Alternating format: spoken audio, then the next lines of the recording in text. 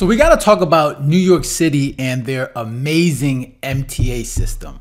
As we all know, that New York has a lot of issues, right? I mean, they got a crime problem, they got a homelessness problem, they got a tax problem. They have a lot of issues when it comes to how their state is run, and of course, we all know that's because of Democrat policies. However, one issue that they're failing to figure out is the fact that when it comes to people riding the subway, people are not paying their fares. As you all know, when people are taking the subways, instead of paying the fare, what people are doing are hopping over the turnstiles and riding for free. Okay, and it's crazy too, because obviously recently New York just implemented this congestion tax, right? A $9 congestion tax, and this was to raise money for the MTA system, because what they said is they need upgrades. Well, if they would actually collect the fares that people would take in order to take the subway, maybe they would be able to raise the money. But you know what? They don't really care about that, right? So instead of making sure people are paying their fares, what they're doing is just going to implement a tax on people that are coming into the city, because that's the easier thing to do. Instead of making sure people are held accountable for their actions in terms of making sure they pay to ride the subway system, they're like, let's just tax the people, because that's the easier thing to do. So so now they've got to a point where they say, you know what, we want to make sure people are paying these fares. So instead of, we want to prevent people from hopping over the turnstile and saying, you know what, they got to pay. So what they decided to do was they wanted to implement spikes, right? Spikes on top of the railings where people, use their hands to just get leverage to hop over the turnstile. So they implemented spikes so it would make it difficult for people to, jump over the turnstiles. But clearly that's not working. And right now I have it muted because there's music playing, so I don't want to make sure I get a copyright strike from YouTube. But as you can see, people are just hopping. You see the spikes on top. You see the spikes on top of the railings. But clearly, the ones that are jumping, it doesn't matter. They're doing it anyways, because these spikes are not really that sharp. It's not really rounded. Because let's be real, if there were really spikes and someone got hurt, you know what would happen, right? There'd be a lawsuit. So this is not really stopping them, right? Let's watch, this is gonna be another video.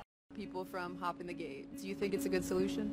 No, I don't think it's a good solution. New York City is trying again to stop fare evaders. They just added these pointy panels onto the gate. Just go like that, and you can go under. Yeah. It's crazy. Probably think about addressing a problem at the root instead of alienating people from taking public transportation. Fare evasion costs the city $500 million annually, and they've been trying to recover that money for years. Maybe having a couple more cops down here could help people not get pushed on the tracks instead of spending millions of dollars on just throwing gates on. I don't know. So yeah, so as you can see, like, it's not working, right? Like the method that they're using when it comes to these turnstiles, they're not working, right? Because obviously people are just jumping it regardless of the spikes on there. So it gets to a point where it's like, okay, what was the point? Like, New York tends to do these things that just clearly don't work, right? They spend a lot of this money. I don't know how much it costs to actually implement these things, but it's clear that it's a waste of money. You might as well just kept it the same and said, you know what, and save yourself some millions of dollars.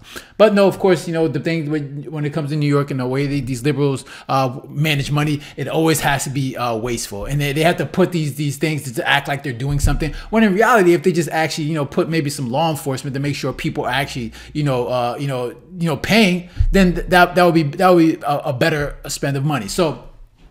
So let's read this article on New York Post, where it says, well, MTA's latest solution to $800 million fare evasion scourge turns into train wreck as flood of New York City subway riders vault over turnstile spikes.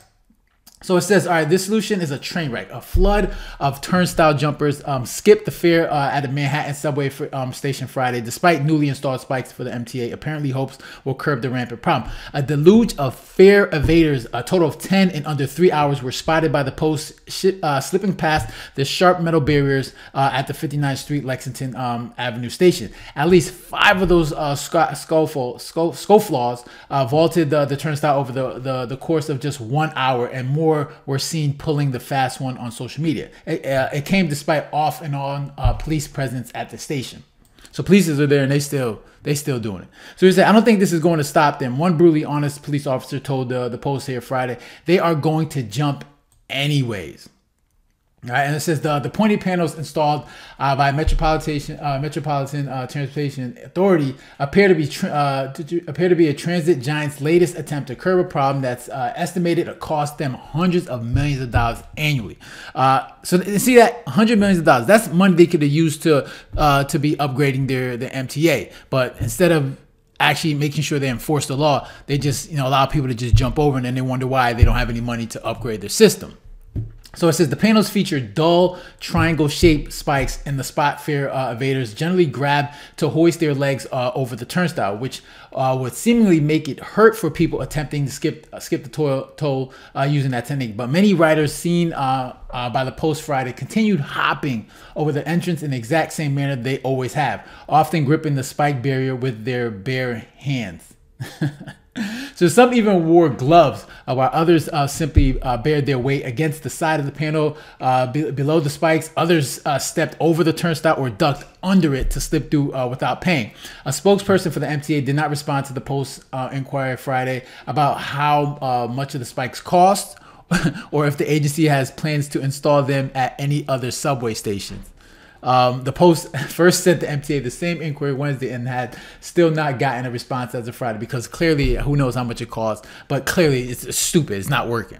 Fare evasion cost the MTA roughly $700 million in 2022, including $315 million in the bus fares, $285 million in subway fares, $46 million in bridge and tunnel tolls, and $44 million in railroad fares. The agency's chairman and CEO, Janet Lieber, has estimated losses due to fare evasion spiked to as much as $800 million in 2024. So he said the transit giant has been trying for years to recover the lost revenue. The MTA installed a pricey new gate designed to block fare evaders in 2023, but the $700,000 electronic panel doors were widely mocked after they were shown being defeated on TikTok with a simple hack. Yo, these people are so creative. In December, the agency said it planned to dump $1 million into a study about the psychology of fare beaters, which critics called a massive waste. It's a waste. Like, you don't need to study this. When you don't enforce the law, people are going to. What do you think people are going to do? If people are jumping it, right, skipping the fare, and nothing is being done about it, then what do you think is going to happen? It's going to happen more. Unless you enforce the law and say, all right, you know what, anybody that does this, skips the fare, you will be, punished. Then that stops the behavior. But you don't need any study for that. This is just simple, like this simple human behavior, right? You enforce the law. But of course, New York doesn't know how to do that. So it says in December, the agency said it planned to dump. I read that. Governor Kathy Hochul now plans to invest in modern fare gates at more than 20 stations across the system in 2025 and at 20 more in 2026. But as a solution, the spikes don't cut it, commuters said. It's a joke, one writer said Friday. Why should it stop them, said Jim Edwards. It's a simplistic response to a complex problem.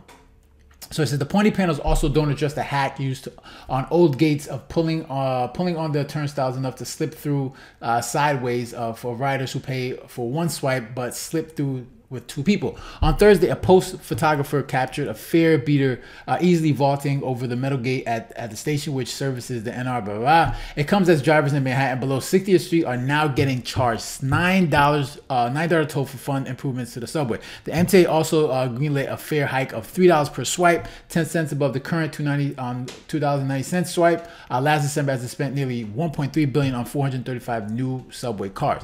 City public advocate criticized the new MTA project after he was spotted by the NY Post on the station Friday. He says, I do wonder what would happen if this money were spent on improving service or accessibility or expanding access to fares to make commuting more affordable. The spikes are a visual and even more effectless reminder of how byproducts of poverty are more often decriminalized before addressed. So look at clearly, New York just doesn't know how to solve its own problems because why? Because they have poor leadership. It's as simple as that. It's poor leadership. Poor leadership leads to bad policies. Bad policy leads to bad behavior, and you just have a system that just doesn't work. Right? You allow criminals to do criminal things. You don't, punish people. You then charge people, the people that are actually doing the right things, more so to pay for your bad policies, and it just creates a cycle of just a place where you don't want to be at. And of course, who it hurts the people that are obviously, you know, struggling financially. But however, these people vote for this stuff, right? So you vote for you get what you vote for, and clearly people continue to just vote the same way because maybe they like pain. I don't know what it is. Whatever it is, it's not working, and everyone has to suffer from it, and they have to deal with the issue. So it is what it is. But those are my thoughts. I'm interested to hear your thoughts. Make sure to leave a comment down below, hit the like button, share, and if you haven't done so already, make sure to subscribe. All right, so guys, take care and have a good one. Later.